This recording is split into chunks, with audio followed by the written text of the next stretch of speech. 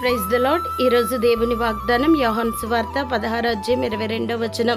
మీ సంతోషమును ఎవడును మీ యొద్ద నుండి తీసివేయడు. ప్రియ దైవజనమా, సంతోషం మీ హృదయమును విడిచిపోయినా ఇప్పుడు మీరు దుఃఖించుచున్నారా? మీరు ఇప్పుడు దుఃఖపడుచున్నారు కానీ మిమ్మల్ని మరలా చూచేదని అప్పుడు మీ హృదయం సంతోషించును. మీ సంతోషమును ఎవడును మీ యొద్ద నుండి తీసివేయడని సర్వశక్తి గల ప్రభు చెప్పుచున్నారు.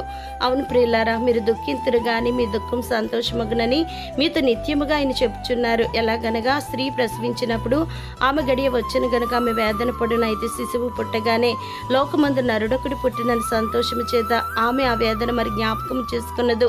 అటువలే మీరును ఇప్పుడు దుఃఖపడుచున్నారు కానీ మిమ్మల్ని మరలా ప్రభు చూసినప్పుడు మీ హృదయం సంతోషించును.